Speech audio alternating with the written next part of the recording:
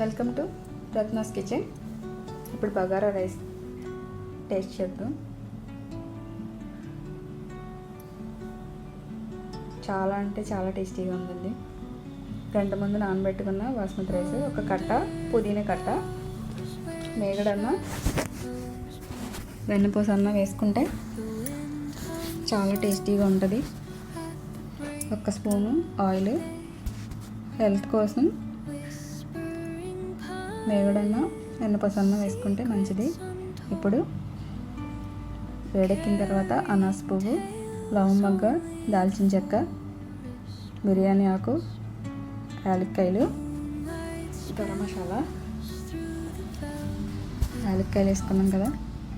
ఇప్పుడు వీటిని వేగనిద్దాము. కొంచెం సాజీరా, కొద్దిగా సాజీరా వేసుకున్నాం కదా. కట్ చేసుకున్న ఒక ఉల్లిపాయ, దీన్ని కూడా గోల్డ్ కలర్ వచ్చే వరకు వేపుకుందాం.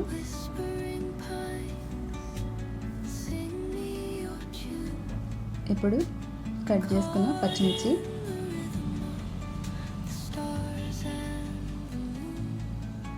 మరాఠీ మొగ్గ, ఇవన్నీ వేగనివ్వాలి.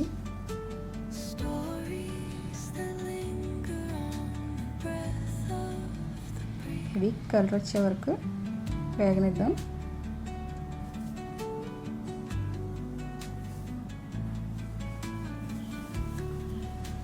రెండు స్పూన్లు అల్లం వెల్లుల్లిపాయ పేస్ట్. ఇప్పుడు పుదీనా కాడలు కూడా వేసేసుకున్నాను. ఇష్టం లేకపోతే ఓన్లీ ఆకు వేసుకుంటే సరిపోతుంది. మిరియాలు ఎక్కువ వేసుకోకూడదు, ఘాటు ఎక్కువ అయిపోతుంది. కొద్దిగా మిరియాలు. ఇప్పుడు అవన్నీ వేగిపోయినాయి కదా, అల్లం వెల్లుల్లిపాయ పేస్ట్ కూడా వేసేసుకుందాం. 2 స్పూన్లు అల్లం వెల్లుల్లిపాయ పేస్ట్. ఇది కూడా పచ్చివాసన పోయే వరకు వేపుకుందాం. ఒక గ్లాస్ బాస్మతి రైస్కి 1 గ్లాసున్నర వాటర్ పడుతుంది. ఇవి బాగా వేగనిద్దాం.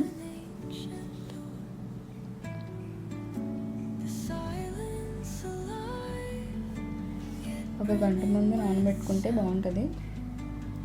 నానబెట్టుకున్న బాస్మతి రైస్ని స్ట్రైనర్లో వేసేసుకుని, ఇప్పుడు గరం మసాలా వేగిపోయింది కదా, దానిలో వేసేస్తున్నాను.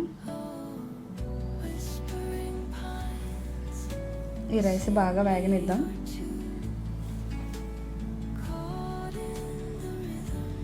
ఇలా వేగితే చాలా టేస్టీగా ఉంటుంది బగారా రైస్. దీనికి మెయిన్ పుదీనా కావాలండి.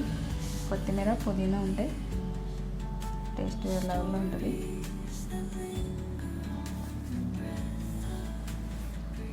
ఇవి వేగినాయి కదా, 1 గ్లాసున్నర వాటర్ పోస్తున్నాం దీంట్లో.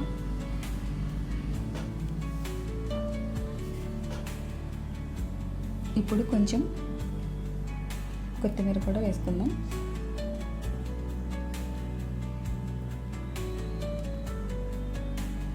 ఒకసారి ఇలా కలుపుకుందాం.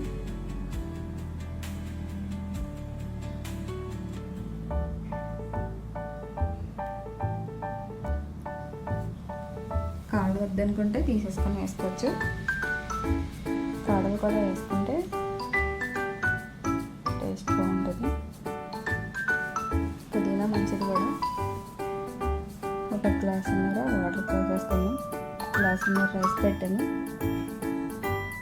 దానికి సరిపడా వాటర్ పోసేస్తున్నాను. 1:30 పడుతుంది వాటర్. ఇవన్నీ ఒకసారి కలిపేసుకున్నాం. వాటర్ పోసేసిన తర్వాత హాట్ వాటర్ పోసుకుంటే ఇంకా తొందరగా ఉడికిపోతుంది. ఇలా అయినా కరెక్ట్గా సరిపోతాయి వాటర్. హాట్ వాటర్ పోస్తే ఇంకా తొందరగా ఉడికిపోతుంది. ఇప్పుడు చూద్దాం ఒకసారి. ఉప్పు సరిపోకపోతే కొంచెం వేసుకుందాం, లేకపోయినా ఏం కాదు. కర్రీలో ఉంటుంది కాబట్టి అది ఇది సరిపోతుంది. రైతాలో కూడా కొద్దిగా సాల్ట్ వేసుకొని కలుపుకుంటాం కదా, ఇందులో తక్కువైనా ఏం కాదు. ఇప్పుడు నిమ్మరసం వేసుకుందాం. రైస్ పొడి పొడిగా రావడం కోసం నిమ్మరసం కోసం లెమన్ డ్రాప్స్ వేసుకుని ఒకసారి ఇలా కదిపేసి మూత పెట్టేసుకుందాం. చాలా అంటే చాలా టేస్టీగా ఉంటుందండి. ఎంతో సింపుల్గా.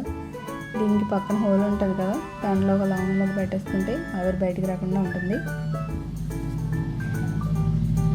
అంతేనండి, అయిపోయింది. కరెక్ట్గా సరిపోయింది వాటర్ కూడా. ఇప్పుడు పైనుంచి కొంచెం కొత్తిమీర వేసేసుకుందాం.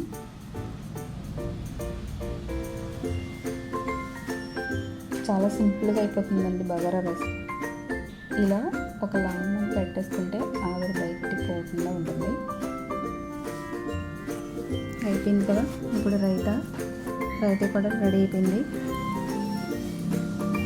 ఇప్పుడు చికెన్ కర్రీ చేసేసుకుందాం. ఆయిల్ వేడెక్కిన తర్వాత లవంగంగా దాల్చిన చెక్క, బిర్యానీ ఆకు వేసుకొని వేగనిద్దాం. ఒక బిర్యానీ ఆకు, 2 లవంగ మొగ్గలు, దాల్చిన చెక్క, 2 ఉల్లిపాయలు సన్నగా కట్ చేసుకున్న ఉల్లిపాయ ముక్కలు, అవి కూడా వేసేసుకుని వేగనివ్వాలి. గ్రేవీ కర్రీ కాదు ఇది, ఫ్రై లాగా బాగుంటుంది బగారా రైస్లోకి.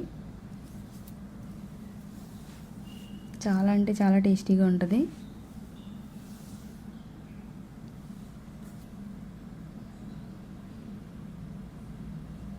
ఇప్పుడు ఈ ఉల్లిపాయ ముక్కలు బాగా వేగనిద్దాం గోల్డ్ కలర్ వచ్చే వరకు.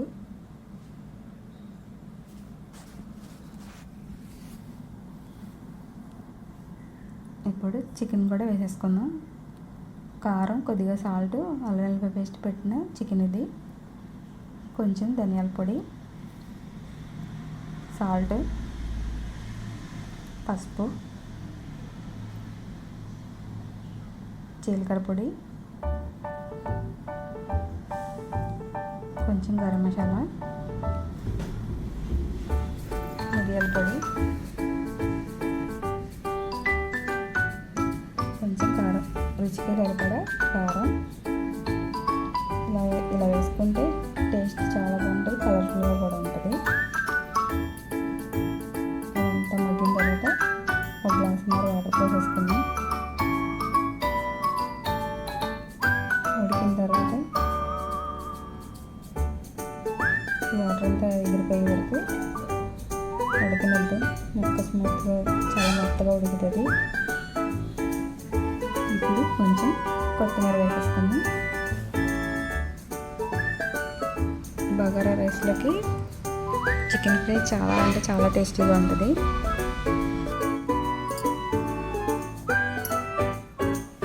చికెన్ కర్రీ కూడా రెడీ అయిపోయింది. చూడండి, పొడి పొడిలాడుతూ ఎంత బాగా వచ్చిందో బగారా రైస్. వడ్డింగ్ చేసుకుందాం. వెజ్ అవనండి, నాన్ వెజ్ అవనండి, భోజనాల్లో అసలు బగారా రైస్ టేస్ట్ వేరే లెవెల్లో ఉంటుంది.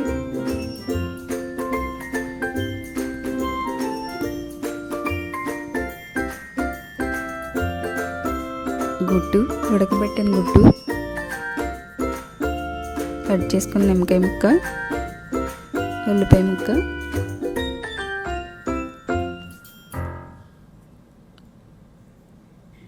ఇప్పుడు చికెన్ ముక్క. చూడండి ఎంత కలర్ఫుల్గా ఉందో ప్లేటు. ఇప్పుడు టేస్ట్ చేసేద్దాం. చికెన్ మెత్తగా సాఫ్ట్గా ఉడికింది.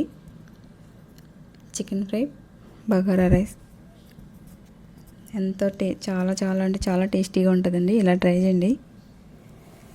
ఇంతేనండి, ఎంతో సింపుల్గా ఈజీగా బగారా